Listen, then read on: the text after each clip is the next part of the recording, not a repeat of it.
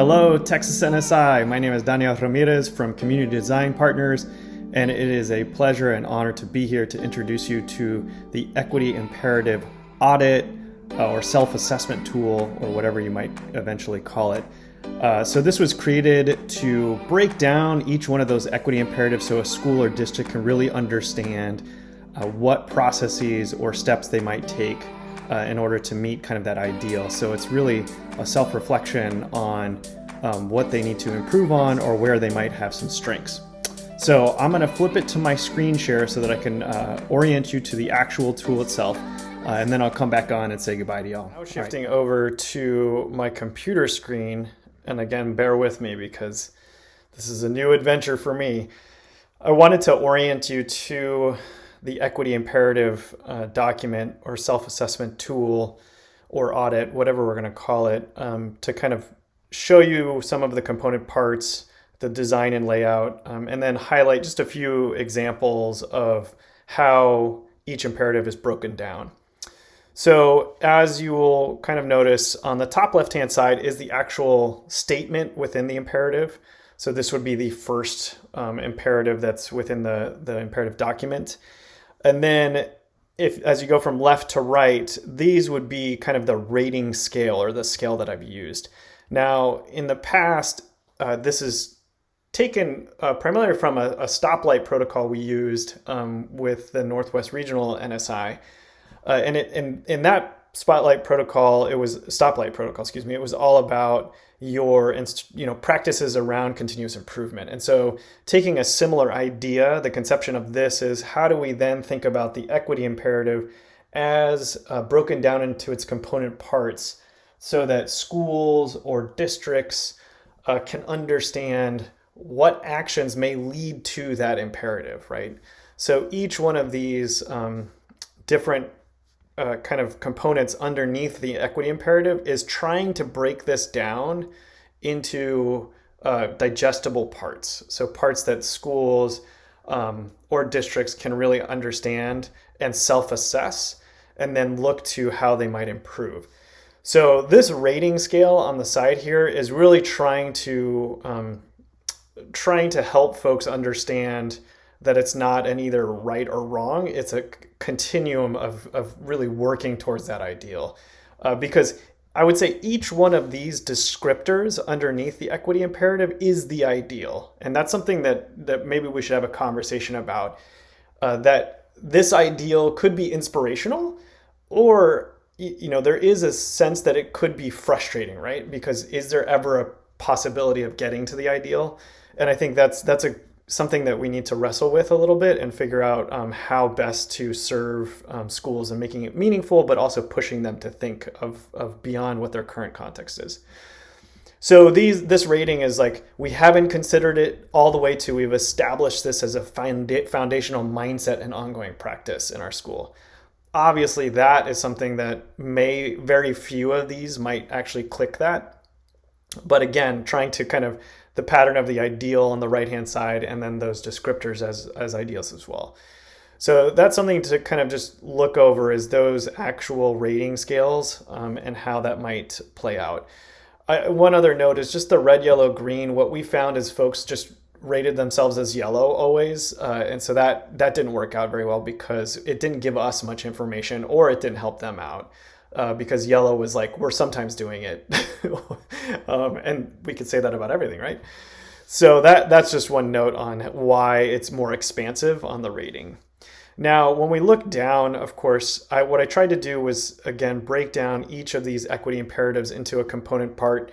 And I really tried to focus on actual actions or routines rather than thinking of a more expansive kind of understanding of each one of these. That being said, I would say that some are more practical than others. And so again, that might take kind of combing through and several iterations. I should have said this at the beginning, but possibly wrong, definitely incomplete, I would say attaches to this document. So an example of that would be like line 5 right here. We work alongside students' communities to develop an inventory of student and community wealth. Now, community wealth is a really fabulous kind of way to look at student and family strengths that they're bringing into the school. And not many schools, actually, and not many families can name the different strengths they may bring into a space. So that's the ideal, right? So that you would work alongside student community and you would inventory with them. And then what I tried to do was say, okay, once you have that inventory, then you would incorporate that into your classroom. Now, of course, those are, again, building the ideal. Do schools have time and resources to do that kind of work? I'm not sure.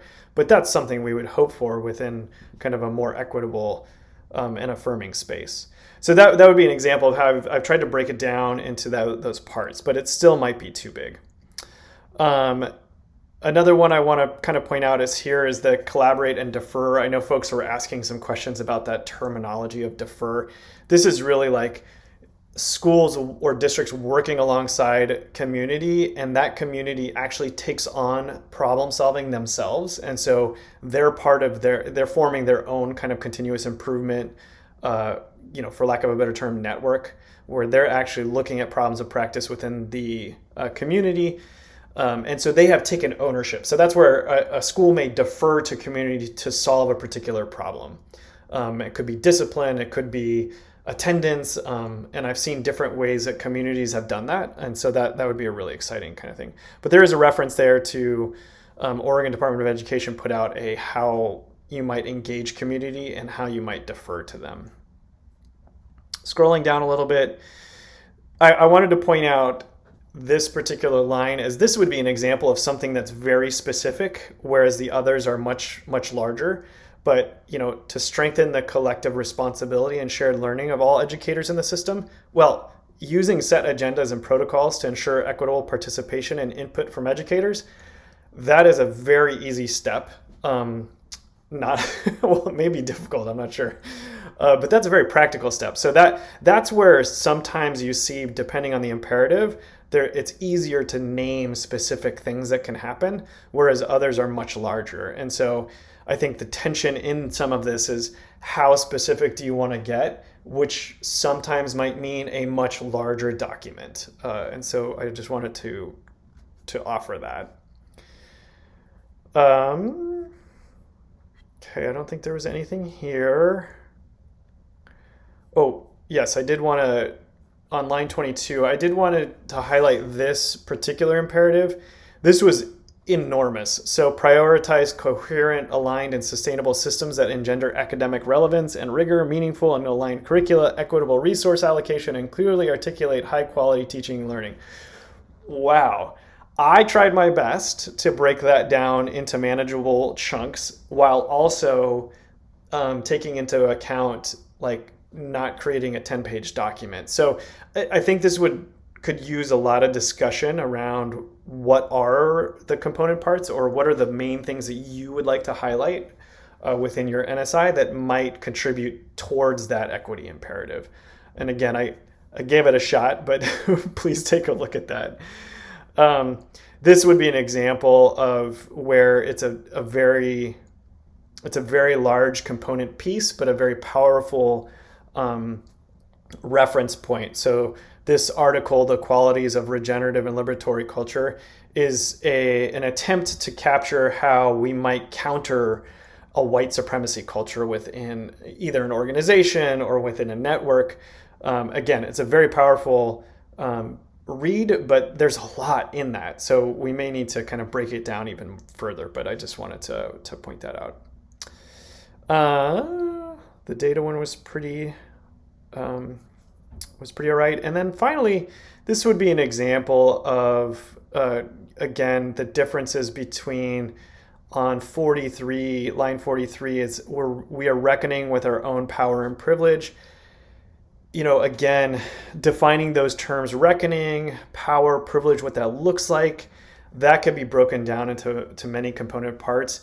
But it also could look different in each school. And so there's that tension also of how do you remain open enough that schools can see themselves within this tool, this resource, while also getting specific enough that you can kind of hold folks accountable, or they can have meaningful feedback on this, right?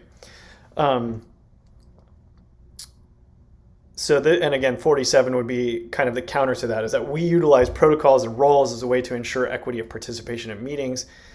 that would be very specific. This is also, that's what I wanted to point out too, is that on line 47 and 44, the framework, I repeat myself a few times in this. And I think that's okay because it does provide like another way of looking at it, but it might merit some discussion if we could trim some of those kind of repetitive pieces. Okay, I'm gonna call it there. That's a really long explanation. Hopefully you were able to survive that. But I appreciate your time, and maybe I'll show my face now for the final goodbye. Welcome back. Well, I hope that was not too boring for you all. Deeply appreciate your time. Again, Daniel Ramirez from Community Design Partners. Don't hesitate to reach out to me if you have any additional questions or concerns or comments. I look forward to embracing that possibly wrong, definitely incomplete mantra that we really need to work together to improve the tool. So again, thank you, and we'll be talking soon. Bye.